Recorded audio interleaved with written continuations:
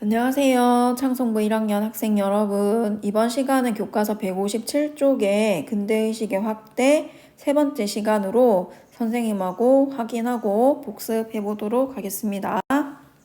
157쪽에 나와 있는 거는 언론기관, 그러니까 즉 이 당시의 언론기관이라고 하면은 신문을 얘기하는 거겠죠. 그래서 신문과 관련된 내용이 나와 있습니다. 그래서 선생님한테 다시 한번 본문을 읽어보면서 복습을 해보도록 하겠습니다. 개화 정책을 추진하면서 정부에서는 방문국을 세우고 한선 송보를 창간하였다라고 합니다. 선생님이 요거는 옆에 정리를 하면서 읽어볼게요.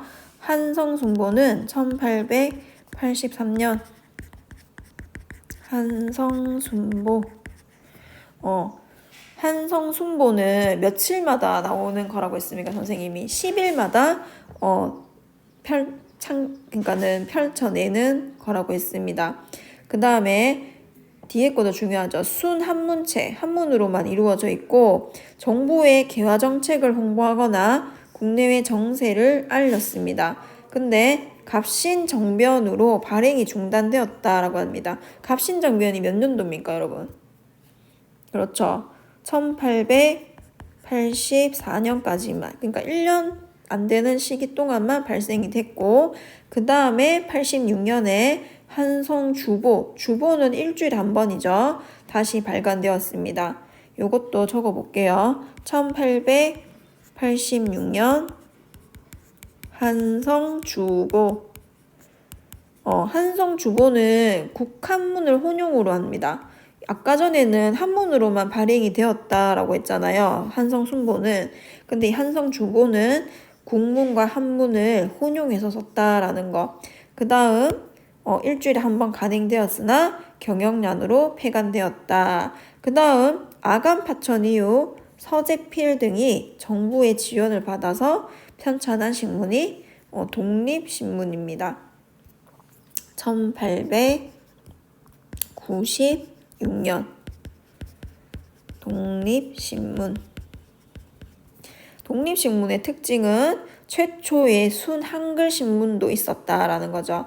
이 독립신문은 한글 신문만 있었던 게 아니라 영문판, 영어 신문으로도 간행이 되어서 국내의 사정을 외국인에게 전하게 됩니다. 그 다음 대한제국 수립 이후에 많은 신문들이 간행이 되는데 이것도 적어볼게요, 선생님이. 제국신문. 순한글이라고 되어 있네요. 순한글로 되어서 서민층 부녀자를 주된 독자층으로 삼았고 그 다음 교육과 실험의 발달을 강조하였습니다. 그 다음 황성신문은 1898년이라고 되어 있네요. 정리를 한번 해보고 넘어가도록 할게요. 1898년에 나온 신문은 제국신문, 그 다음 황성신문. 두 개가 있는데 성격이 다릅니다. 제국신문은 순한글, 황성신문은 국한문 혼용, 그 다음에 부녀자, 그 다음에 서민층 대상. 이거는 유생을 대상으로 했다. 잘 기억을 해야 됩니다. 여기 적혀있죠. 유생을 대상으로 했다. 그 다음 장지연의 시일야 방성대곡을 실었던 신문이기도 합니다.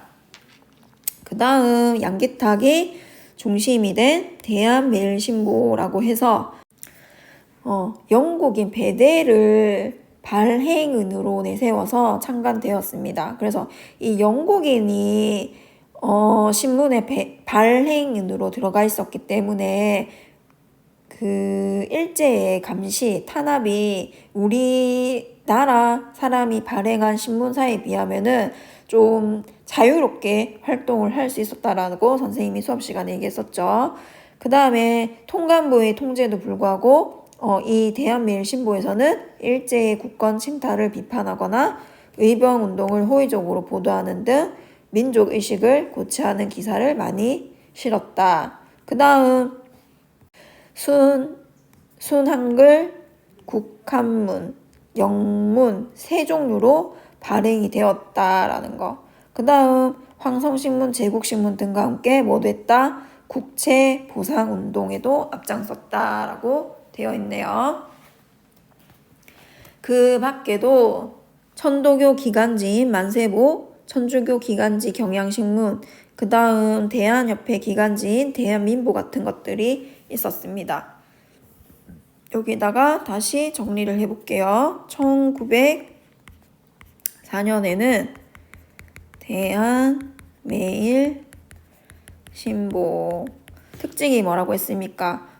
양기탁, 그 다음 영국인 베델이 중심이 돼서 만든 신문사고, 의병운동이나 그 다음 국권 침탈 같은 것, 일제의 행위에 대한 비판 활동이 많이 실려 있었다. 그 다음 국채 보상 운동에도 앞장섰다. 꼭 기억을 잘 해야 됩니다.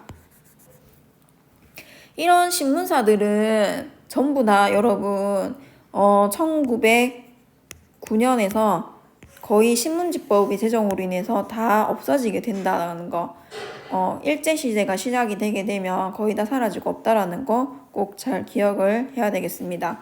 밑에 역사를 만든 인물, 대한매일신보를 지키기 위해 싸운 베델 같이 한번 읽어보도록 하겠습니다. 러일전쟁 특파원으로 한국에 왔대요. 이 영국인 베델이라는 사람은 한국에 영어 신문이 없다라는 것에 주목을 하고 영어를 할 수 있는 한국인 편집자 양기탁과 함께 영어와 한글 등으로 편집되는 대한매일신보를 창간하였다. 그래서 이 대한매일신보의 특징이 밑에 나와 있습니다. 치외 복권을 누리던 베델 덕분에 일제의 침략을 신랄하게 폭로할 수 있었고, 일사늑약의 부당함을 호소하는 고종의 밀서도 신문에 실을 수 있었습니다.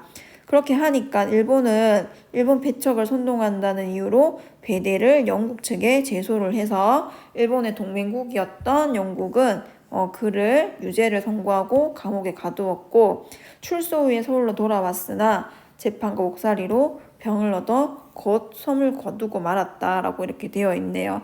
여기에 굉장히 많은 내용들이 함축적으로 들어가 있으니까 내용을 정리를 잘 해서 적어 놓길 바랍니다. 이번 시간은 이것으로 마치도록 하겠습니다. 수고했습니다.